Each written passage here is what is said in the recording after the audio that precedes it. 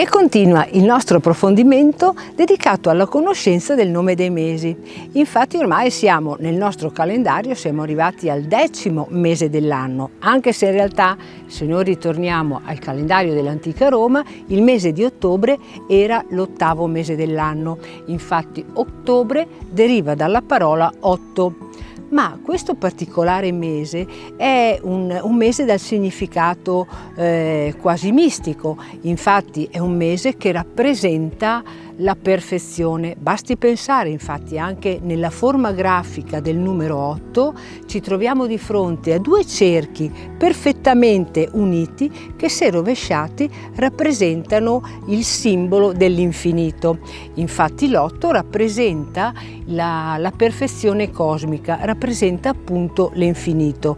Infatti in questo particolare momento dell'anno, pensate, la natura sta subendo una serie di cambiamenti. Se durante l'estate noi vediamo i colori accesi dai raggi del sole, in questo particolare periodo dell'anno la natura sta assumendo delle forme quasi regali, prendendo infatti i colori dell'oro, del rame, del rosso bruno.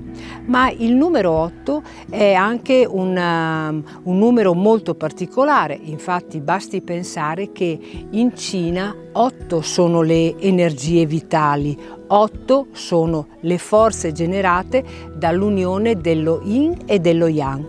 Anche nella religione buddista il numero 8 ha un significato particolare, infatti la ruota ad 8 raggi rappresenta le 8 vie perché all'interno della nostra vita si possa raggiungere un attimo senza sofferenze. Anche nella religione cristiana il numero 8 assume un significato particolare. Basti pensare infatti ai 7 giorni dedicati alla creazione, o meglio i 6 giorni dedicati alla creazione. Il 7° è la giornata del riposo e l'8° è il giorno dedicato alla rinascita dei cristiani.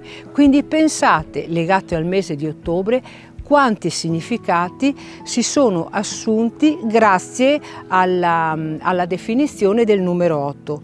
Voi tutte queste particolarità le conoscevate?